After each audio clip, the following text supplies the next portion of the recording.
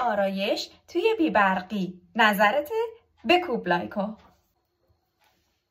خب بچه ها، اول از همه میخوام از این آبرسان لورال استفاده کنم. بوی داره.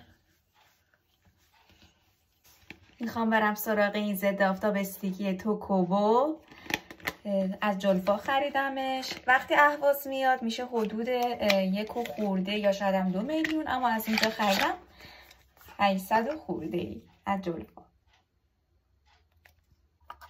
این استیکیه. این مدت از این رشگونه ها ترند شده بود. اوه خوبه. به بوش میکنم ولی نمیدونم چه بویی میده. اگر شما داشتینش بهم بگین چه بویی میده. این از این. خب این کرم چشم استیکی قدیمیه تاپ شرلی که اینو میدونم سلطانا یا لجندا اینو میشناسن. یکم این کارو میکنم.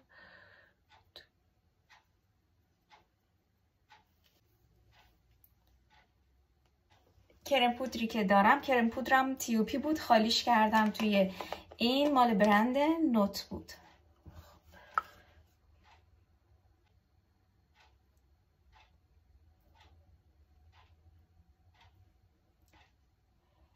زیر چشم دیگه از همین چروک دارم روی پیشونی. احساس میکنم کرم پودر رو بولدش میکنه. بلندر یکم حالا فیکس ترش میکنم.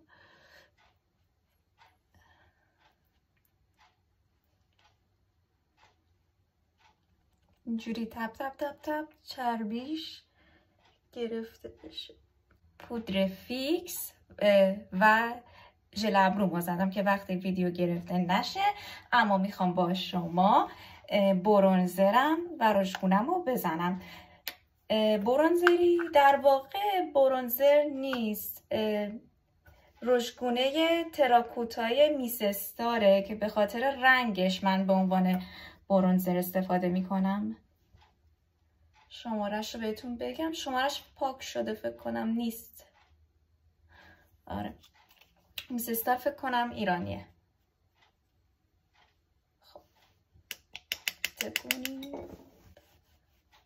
رشگونه‌ای که میخوام بزنم رشگونه کالیستا شماره B01. این مدلش فکر کنم یه مدل بیشتر نزده.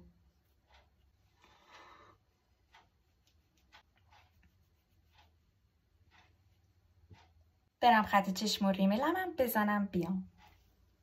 خب بچه ها من اومدم ریمل و خط چشمم زدم. اومدم که رژ لبم بزنیم. این رژ لب لوه با یه خط لب. اول از همه با یه خط لب اول شروع میکنم.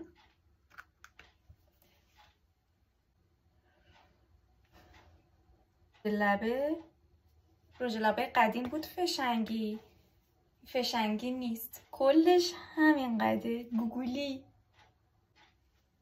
حالت قرمزی داره و خیلی هم نرمه. بزنم این خب.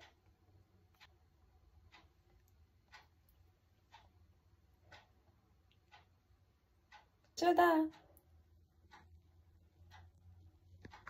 نه به خاطر ریمل اینجا سیاه میشه، چون اول ریمل میزنم بعد خط چشم، چون راحت تره. اینجاش حالا میشه با کانسیلر یا پنکیکی درست کرد. یا تا ویدیوهای آینده دوستتون دارم. خدا